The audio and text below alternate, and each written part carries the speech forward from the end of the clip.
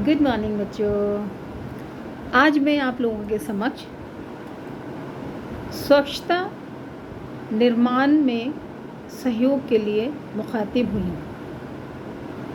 आप अपने सहयोग से अपने आसपास के वातावरण को, समाज को स्वच्छता प्रदान कर सकते हैं, चाहे वो बालिका हो या बालक हो।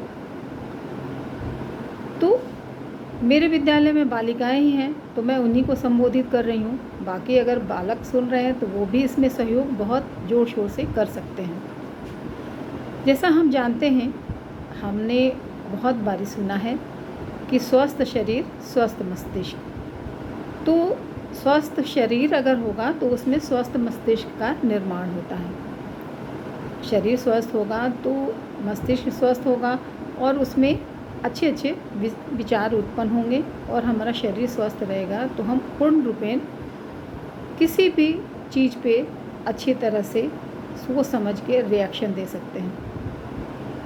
तो स्वच्छता निर्माण में युवा वर्ग आगे आए और आगे बढ़ के पूरे समाज को स्वच्छता प्रदान करें। अभी हमारे इर्द गिर्द जितने सामान बाज़ार में वितरित होते हैं, बिकते हैं, वो एक पॉलीथीन के पैकेट में आते हैं। तो सबसे पहले हम वो पॉलीथीन के पैकेट का बहिष्कार करें और घर से कपड़े का झोला बहनें बनाती हैं, बच्चियां सिलाई सीखती हैं, बना सकती हैं।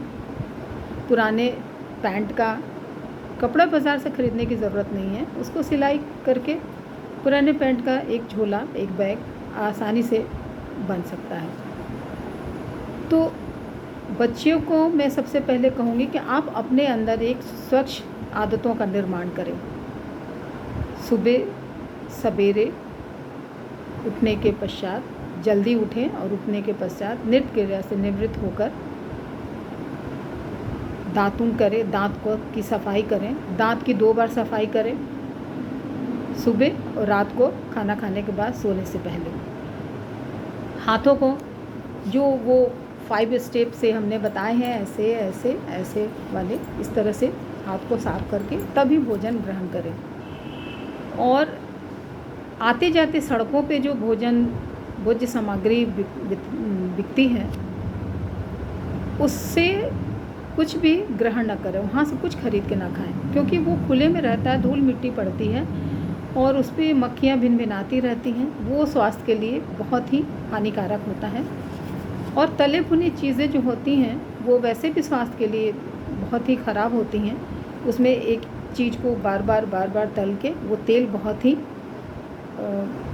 विषैला हो जाता है, तो उसको नहीं खाना चाहिए। स्वच्छ भारत अभियान में बच्चों की, युवा की सहभागिता बहुत ही ज़रूरी है। परिवर्तन आप ही ला सकते हैं आपके समाज में। अपने समाज के विभिन्न क्षेत्र में आप जाके घूमते हैं, जाते हैं, आते हैं। बच्चियां तो नहीं, लड़के अपना निकलते हैं, तो आसपास के लोगों में आप ही अलख जगा सकते हैं। सफाई के विषय में लोगों को, कूड़ा कचरा के विषय में आप अवगत करा सकते हैं कि सफाई की आवश्यकता होनी चाहिए। इर्द गिर्द कहीं भी कूड़ा कचरा न डालें। जगह जगह पे कचरा कूड़े वाला जो कूड़ादान होता है, उसको आप स्थानीय लोगों से सहयोग लेके, उनसे बातचीत करके एक कूड़ा कचरा का डब्बा, बाल्टी या कुछ भी रख सकते हैं।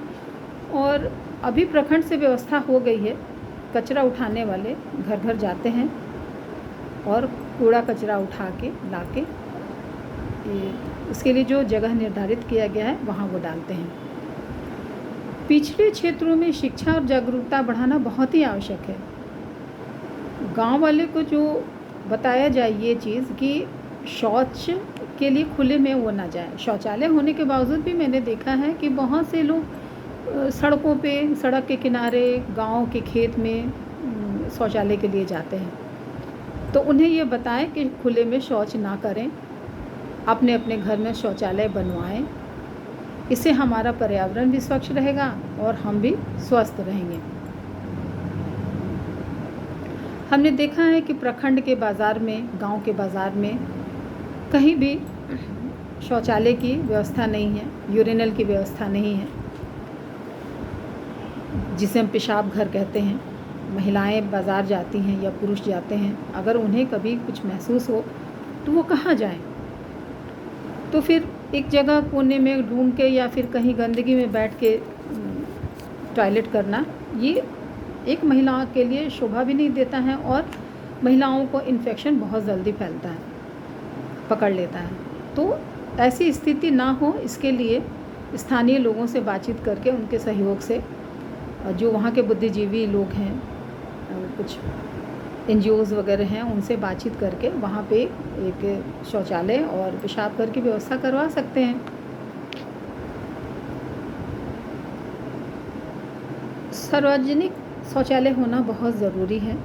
सड़क के किनारे या बाज़ार में लोगों में साफ़ सफाई तथा स्वच्छता के प्रति जागरूकता लाना बहुत ही आवश्यक है और ये काम बच्चे आप कर सकते हैं। जगह जगह पर कचरा पात्रों की व्यवस्था करवाई जा सकती है। स्वच्छ भारत अभियान के लिए हमने अपने घर के आसपास तथा नज़दीक के सड़कों पर झाड़ू लगाना, कूड़ा कचरा साफ़ करना, साफ़ सफाई पर ध्यान देना और स्वच्छ वातावरण बनाए रखना हमारा कर्तव्य होना चाहिए। आसपास का वातावरण, हमारा घर स्वच्छ रहेगा तो हमारा शरीर भी स्वस्थ रहेगा और स्वस्थ शरीर में ही स्वस्थ मस्तिष्क होता है, जैसा मैंने पहले बताया, और हम पूर्ण रूप से स्वस्थ रहेंगे तभी हमारे विचार भी स्वस्थ रहेंगे और हमारी पढ़ाई लिखाई, हमारे जितने भी कर्तव्य हैं, कार्य हैं, उसको करने में हमारा दिमाग लगेगा, मन लगेगा, अच्छे से हम कर पाएंगे। कूड़ा कचरा इधर उधर ना फैलाएं। एक छोटा सा कूड़ा भी अगर कहीं डाल दिया जाता है, वो कचरा होता है, वो वहीं पे सड़न पैदा करता है अगर, तो कुछ दिन में वो हवा वायु के द्वारा संक्रमण फैलाता है और संक्रमण फैलेगा तो बीमारियाँ होंगी तो हमारा शरीर स्वस्थ नहीं रहेगा। तो हमेशा कूड़ेदान का इस्तेमाल करें और कूड़ा कचरा को उसी में डालें ताकि हमारा स्वास्थ्य पे उसका बुरा असर न पड़े।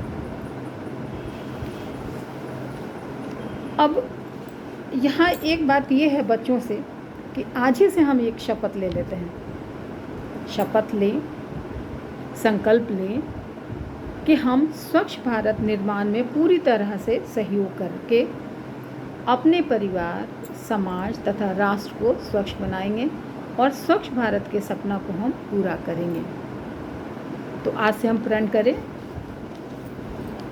जय हिंद, जय भारत, जय युवा।